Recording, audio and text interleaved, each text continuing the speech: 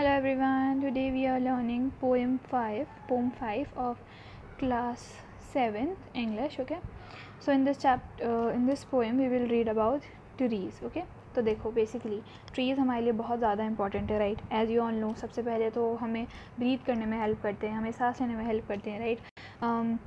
You can say हर चीज़ में वही हमारे लिए काम आते हैं, राइट. और जो ट्रीज़ होते हैं, जब गर्मियाँ होती हैं तो हमें गर्मी की धूप, तड़पती कड़कती धूप से बचाते हैं, राइट. और हमें वेजिटेबल्स देते हैं, एनिमल्स को शेल्टर देते हैं, राइट. और हमें भी कई बार जब शेल्टर की ज़रूरत होती है तो हम लोग भी ट्रीज़ को कट करके वुड से उसकी क्या बना लेते हैं, हम लोग की कई बार फर्नीचर बना लेते हैं, फिर हम लोग कई बार वुड के घर ही बना लेते हैं, राइट.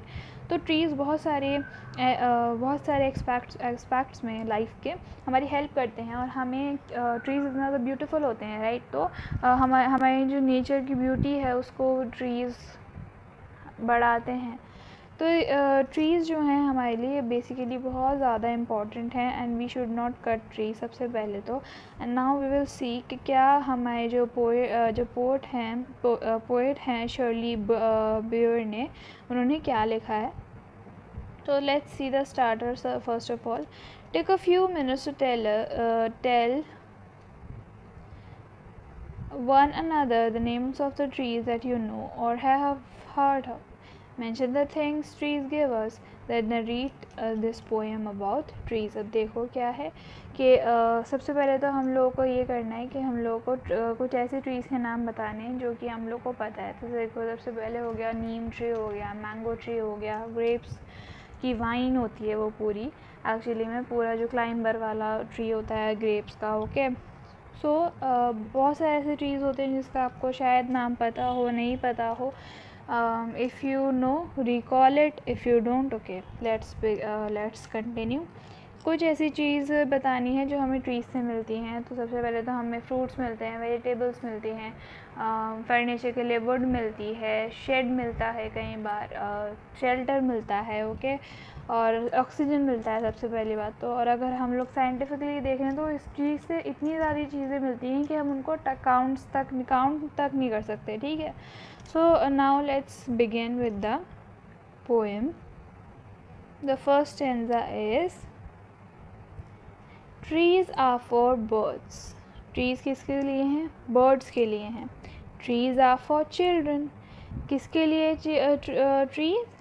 चिल्ड्रन के लिए हैं. अब देखो, जब बर्ड्स के लिए क्यों हैं? क्योंकि वो उस पर नेट्स उनका घोंसला बनाती हैं, कई बार उनके फ्रूट्स जो होते हैं वो खाती हैं, है ना. तो बर्ड्स के लिए तो ऐसे हो गया. बर्ड्स की इस तरीके से ट्रीज़ ने हेल्प कर दिया. ट्रीज़ चिल्ड्रन के लिए कैसे हैं? जब चिल्ड्रन खेल रहे होते हैं, कई बार वो लोग उसके ऊपर झूला डाल देते हैं आराम से ट्रीज़ पे, और हाइड एंड सीक खेलते हैं उनके साथ, राइट. उनके पीछे कई बार जाके छुप जाते हैं और उनके नीचे बैठकर पिकनिक बना लेते हैं कई बार. तो ट्रीज़ चिल्ड्रन के लिए भी हो गए, ठीक है. Trees are to make tree houses in. अब ट्रीज़ पे कई बार ट्री हाउसेज भी बना लेते हैं, ठीक है, पेड़ के ऊपर घर बना लेना, ठीक है. तो ट्रीज़ किस लिए हैं? ट्री हाउसेज बनाने के लिए भी हैं. Trees are to swings on. अब ट्रीज़ किस लिए हैं? ये ट्री है, ओके, ये दिस इज़ अ ट्री. अब इसकी एक ब्रांच इस तरीके से यूँ ग्रो कर रही है, okay. This is tree and this is how the branches are growing. अब इस ब्रांच पे क्या करा हम लोगों ने? एक ऐसे रस्सी डाली और क्या बना लिया यहाँ पे? एक स्विंग बना लिया. स्विंग मतलब क्या होता है? झूला बना लिया और इस पर झूल लिया. तो ट्रीज किस लिए हैं? उन पर स्विंग करने के लिए हैं. Trees are for the wind to blow through. अब क्या है, जब बहुत तेज़ हवा चलती है तो ट्रीज़ के अंदर से जब ट्रीज़ के अंदर छूते हुए जब हवा निकलती है तो ट्रीज़ कितने ज़्यादा हिलते हैं, राइट. तो ट्रीज़ इसलिए हैं ताकि वो इतना ज़्यादा तेज़ ब्लो थ्रू हो उन पर, ठीक है, हवा. Trees are to hide behind in hide and seek. अब ट्रीज़ की इसलिए हैं, कोई बच्चा है, राइट. अब वो लोग हाइड एंड सीक खेल रहे हैं सब लोग, तो उस पर ट्रीज़ के पीछे जाके क्या कर लेंगे? वो जो बच्चा है वो छुप जाएगा इजीली, कोई इसको पकड़ भी नहीं पाएगा. तो ट्रीज़ क्यों है? ट्रीज़ आपके हाइड एंड सीक खेलने के लिए भी है, ठीक है, छुपन छुपाई खेलने के लिए. Trees are to have tea parties under. अब ट्रीज़ क्यों हैं? जैसे कि मैंने बोला था पिकनिक बनाने के लिए कई बार ट्रीज़ को हम लोग यूज़ कर लेते हैं, तो ट्रीज़ इसलिए भी हैं ताकि हम लोग उसके नीचे टी पार्टीज़ करें, आराम से हम लोग बैठें, खेलें, मज़े करें उसके नीचे, राइट। फ्रेश एयर हमें मिलती रहे, हम लोगों को पूरा नेचर को हम लोग ऑब्ज़र्व कर सकें ईज़िली, ठीक है। उस पर ट्रीज़ पे बर्ड्स बैठी हुई हैं, हम टी पार्टी मतलब हम लोग चाय पी रहे हैं उस वक्त, ठीक है, और हम लोग देख रहे हैं कि कितना ज़्यादा एक ब्यूटीफुल सा नज़ारा है जब हम लोग देख रहे हैं ट्रीज़ एंड ऑल को, ओके। तो ट्रीज़ जो है तो ट्रीज़ इसलिए भी होते हैं क्योंकि टी पार्टीज़ उस पर हम कर सकते हैं। ट्रीज़ क्यों है? ट्रीज़ इसलिए हैं ताकि जो काइट्स हैं, हम लोग जब पतंग उड़ाते हैं, यू मस्ट हैव सीन, जब मतलब आप लोग कई बार ऐसा होता होगा कि आप लोग पतंग उड़ा रहे हो और आपकी जो काइट है वो कहाँ जाके फंस गई? ट्रीज़ के अंदर फंस गई। तो ट्रीज़ क्यों हैं? ट्रीज़ इसलिए भी हैं क्योंकि इसके अंदर जाके ताकि काइट भी फंस जाए, okay. Now let's see the second stanza. Trees are to make cool shade in summer. अब ट्रीज़ क्यों हैं? ट्रीज़ इसलिए हैं ताकि जब गर्मियाँ आएँ तो क्या हो, एक कूल सा हम लोग को शेड मिल जाए। अब देखो जैसे सन है यहाँ पे, राइट, सन आपको यहाँ पे है, बहुत तेज़ यहाँ पे गर्मी लग रही है आपको, ठीक है। अब आप नॉर्मली चल रहे हो नीचे और यहाँ पे अब आपको क्या दिख रहा है? यहाँ पे एक आपको बेसिकली ट्री दिख रहा है, तो आप क्या करोगे? आप ट्री के अंदर जाके नीचे जाके बैठ जाओगे ताकि जो सन की जो रेज़ हैं वो आपके ऊपर नहीं आएंगी और आपको क्या नहीं मिलेगी, क्या नहीं लगेगी? गर्मी नहीं लगेगी और इजीली क्या होगा? ईज़िली आपको थोड़ी कूल से मिल जाएगी, ठीक है। तो गर्मी के अंदर, इतनी तड़कती गर्मी के अंदर आपको क्या मिल जाएगी? ठंडक मिल जाएगी। Trees are to make no shade in winter. अब ट्रीज़ जो हैं, अगर आप विंटर में भी ट्रीज़ होंगे तो विंटर में तो हम लोग को क्या लगती है? सर्दी लगती है। अगर हम लोगों के पास ट्रीज़ विंटर के अंदर भी होंगे तो हम लोग को सर्दी लगेगी और हम लोग को सनलाइट की ज़रूरत होती है उस वक्त, राइट। तो क्या होता है? ट्रीज़ उस टाइम पे उनके जो सारे पत्ते होते हैं ना ट्रीज़ के, वो सारे झड़ जाते हैं। इसलिए झड़ जाते हैं कि उसके नीचे की जो पूरी छाया है, जो छाँव है, जहाँ पे ठंडक रहती है, वो पूरी अब ना हो, ठीक है। और आप इजीली अगर आप नीचे ट्री के जाके नीचे बैठोगे भी तो आपके ऊपर सनलाइट तब भी आती रहेगी, ठीक है। Trees are for apples to grow on and pears. अब ट्रीज़ क्यों हैं? ट्रीज़ इसलिए हैं कि ताकि उस पर एप्पल्स उग सकें, सारे फ्रूट्स उग सकें, पेयर्स जो होते हैं वो उग सकें ईजीली, ठीक है। Trees are to chop down and called timber, okay. So यहाँ पे टिम्बर इसलिए ऐसे बोला है ताकि जब हम लोग ट्रीज़ को चॉप करते हैं तो र करके ऐसी आवाज़ आती है, ओके। तो जब ट्रीज़ को अगर आप चॉप भी कर दो तो उसके आपके जो टिम्बर है, उसकी जो ये लकड़ी होती है ना, इसको टिम्बर कहते हैं, ओके। जब आपने इसको कट कर दिया तो आप इससे ईज़िली क्या करोगे? टिम्बर बना लोगे और उससे आप कई बार उसकी रूट से या फिर उस की टिम्बर से, उसकी लकड़ी से फर्नीचर बना लोगे easily, right. Trees make mother से what a lovely picture to paint. अब ट्रीज़ जो हैं वो मदर से क्या कहलवाते हैं? What a lovely picture to paint. अगर उनको पेंटिंग करनी है तो वो मदर से क्या कहलवाएंगे? वाओ कितना अच्छा नज़ारा है, चलो उसको पेंट करते हैं, पेंटिंग में उतारते हैं, okay. Trees make father say what a lot of leaves to rake this fall. अब क्या है? जब फॉल आता है तो बहुत सारी जो पतझड़ का मौसम जब आता है तो सारी जो लीव्स होती हैं लीव्स के ट्री के ऊपर से नीचे झड़ जाती हैं, राइट। तो इसीलिए जो ट्रीज़ जो हमारे फादर्स होते हैं वो क्या करते हैं? उन लीव्स को उनको हटाना होता है, राइट। उनको उस लीव्स को हटाना पड़ता है हमारे फादर्स को, तो इसीलिए वो बोलते हैं what a lot of leaves to rake this fall. मतलब रेक मतलब क्या होता है? एक बेसिकली ऐसा एक टूल होता है जिससे ना ईज़िली जो लीव्स होती हैं उनको उठा लिया जाए, राइट। उनको ईज़िली उन लीव्स को उठा लिया जाए, इसलिए होते हैं। तो हमारे जो फादर्स होते हैं वही करते हैं ये लीव्स उठाने वाला काम, राइट। तो इसीलिए वो फादर्स कहते हैं what a lot of leaves to rake this fall, कितनी सारी इस बार पत्तियाँ उठानी पड़ेंगी। ओके, तो this was a beautiful poem. अब देखो, यू मस्ट नो कि हमारे जो ट्रीज़ होते हैं वो बहुत ज़्यादा हमें हेल्प करते हैं, राइट। अब नाउ आपको यू शुड नो कि we have to save trees, we have to always save trees, ठीक है। सो लेट्स सी कि यहाँ पे पोएट्रिक डिवाइसेस क्या हैं। तो बेसिकली यहाँ पे कोई ज़्यादातर पोएट्रिक डिवाइसेस नहीं हैं। तो फर्स्ट तो देखो, सबसे पहला है रिपीटेशन। रिपीटेशन क्यों? क्योंकि यहाँ पे रिपीटेशन हो रहा है, रिपीटेटिव है वो। तो trees trees trees trees trees, right. यहाँ पे ट्रीज़ बार बार आ रहा है तो रिपीटेशन हो गया। लेकिन यहाँ पे बेसिकली कोई राइमिंग स्कीम नहीं है, राइट, क्योंकि लास्ट वर्ड कोई भी ज़्यादातर मैच नहीं हो रहे। ओके, तो इसीलिए इसकी कोई राइमिंग स्कीम नहीं है। तो now let's see the nature of this poem now real quick. तो देखो, थीम क्या है इस पोएम की? इस पोएम की थीम है, this poem talks about the relationship between nature and human beings. क्या बताता है ये जो पोएम है वो हमें जो एक रिलेशनशिप है हमारा ट्रीज़ के साथ, नेचर के साथ, वो बताता है, राइट। उसकी ये थीम है, ठीक है। It talks about the materialistic and aesthetic beauty and appearance and the emotional needs of trees.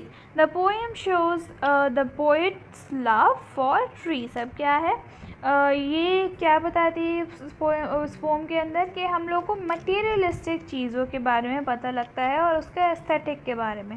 Materialistic चीज़ें कौन सी हो गई? जो हमें ट्रीज से सारी मटेरियल मिलता है, जो हमें सारी चीज़ें मिलती हैं ट्रीज से, वो हो गई, ठीक है, मटेरियलिस्टिक चीज़, वो बताता है इस पोएम के अंदर, वो पता लगता है। और एक एस्थेटिक मतलब होता है किसी चीज़ की ब्यूटी, ठीक है। ट्रीज़ इतने ज़्यादा ब्यूटीफुल लगते हैं, फ्रूट्स इतने ज़्यादा ब्यूटीफुल लगते हैं वो, और उनकी अपीयरेंस के बारे में बताता है, राइट। तो उसका एस्थेटिक बताता है इस पोएम के अंदर। हमें एस्थेटिक पता लगता है और मटेरियलिस्टिक चीज़ें जो हमें ट्रीज से मिलती हैं वो पता लगती हैं।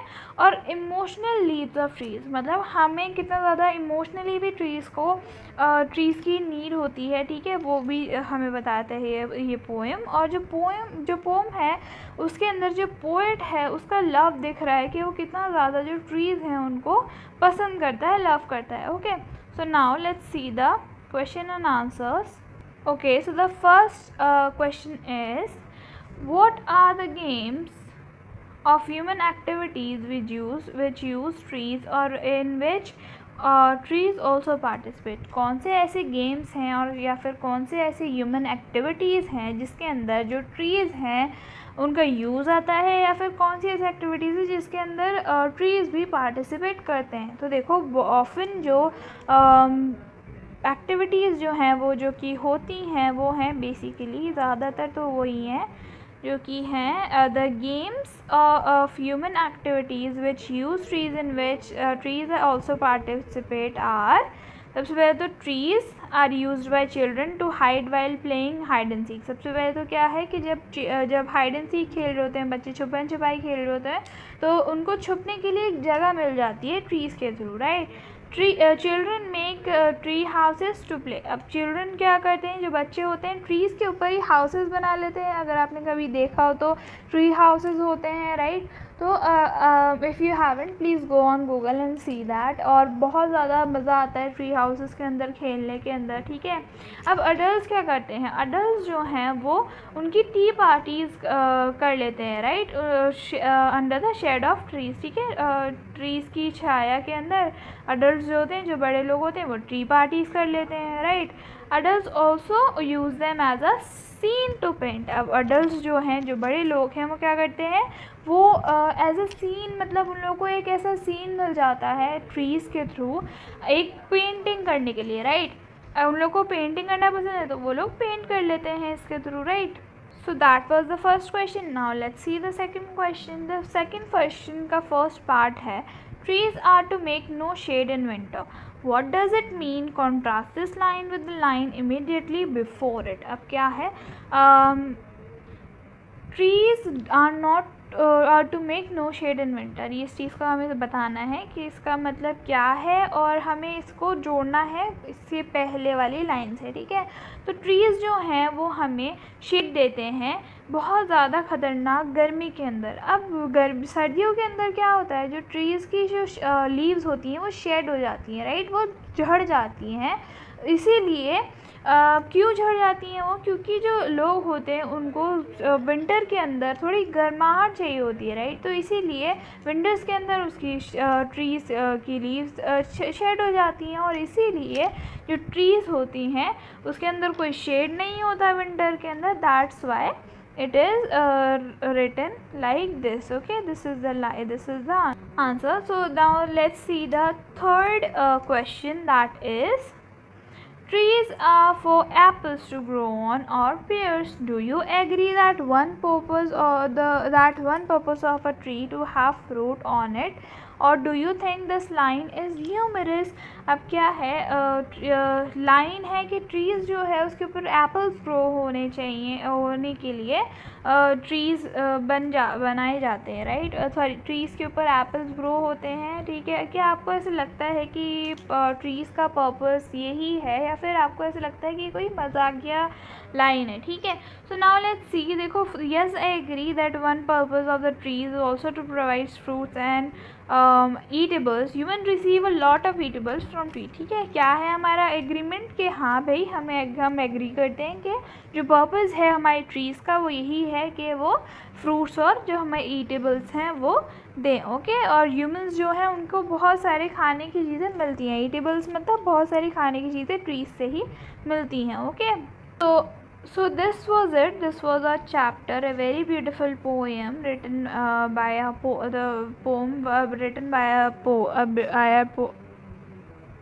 by a poet. Okay, sorry for that glitch. So now let's go to that page. Let's see the summary real quick.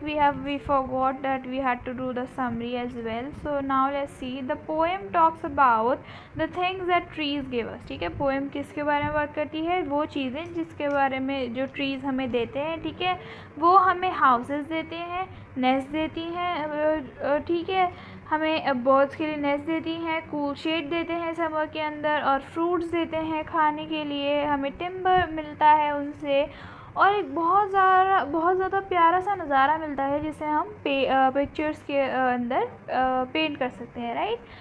और जो ट्रीज़ होते हैं वो, उनकी लीव्स जो है वो ऑटम के अंदर झड़ जाती हैं उनकी, okay. So this was it, this was our chapter. I hope you all have understood this chapter very well. If you haven't, please go ahead and see this video twice. You are more than welcome to do that. Okay, so goodbye.